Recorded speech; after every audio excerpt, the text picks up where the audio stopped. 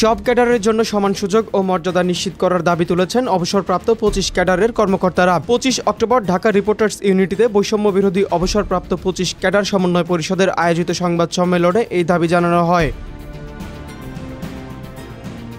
সংবাদ সম্মেলনে সংগঠনের পক্ষ থেকে জানানো হয়, ভূতাপেক্ষ পদোন্নতির ক্ষেত্রে প্রশাসন ক্যাডারের তুলনায় অন্য ২৫ ক্যাডারের কর্মকর্তারা বঞ্চিত হয়েছেন। লিখিত বক্তব্যে তারা উল্লেখ করেন, যাচাই বাছাইয়ের নামে প্রকৃতপক্ষে বিপুল সংখ্যক কর্মকর্তা বাদ পড়েছেন। এমনকি যাদের ভূতাপেক্ষ পদোন্নতি দেওয়া হয়েছে তাদের ক্ষেত্রেও পদমর্যাদা ও আর্থিক সুবিধায় বৈষম্য সৃষ্টি হয়েছে। সংগঠনের নেতারা মনে করেন, জনপ্রশাসন সংস্কার কমিশনের গুরুত্বপূর্ণ প্রস্তাবগুলো বাস্তবায়নে ধীরগতি প্রশাসনিক সংস্কার প্রক্রিয়াকে দুর্বল করেছে।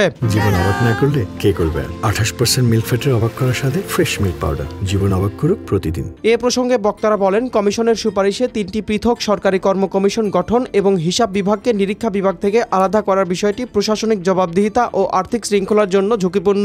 এই সময় উপসচিব পদে নিয়োগের প্রশাসন ক্যাডারের জন্য সংরক্ষিত পদ রাখার প্রস্তাব নিয়েও তারা আপত্তি জানান।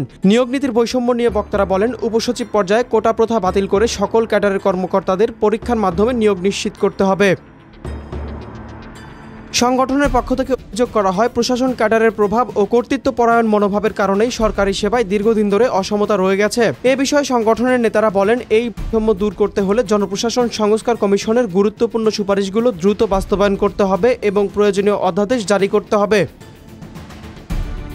সংবাদ সম্মেলনে ঢাকার 7 কলেজের শিক্ষা সংকট নিয়েও তারা উদ্বেগ প্রকাশ করেন। শিক্ষা ব্যবস্থার দুর্বলতা নিয়ে বক্তারা বলেন, ঐতিহ্যবাহী এসব কলেজের স্বকীয়তা ও মান রক্ষার জন্য অনুমান নির্ভর বা পরীক্ষামূলক কোর্স পরিচালনা না করে শিক্ষা বিশেষজ্ঞদের পরামর্শ অনুযায়ী সিদ্ধান্ত নেওয়া জরুরি। আয়োজকদের মতে, সকল ক্যাডারের কর্মকর্তারা যদি সমান মর্যাদা ও সুযোগ পান, তবে প্রশাসন আরও জনবান্ধব, কার্যকর ও জবাবদিহিতামূলক হয়ে উঠবে।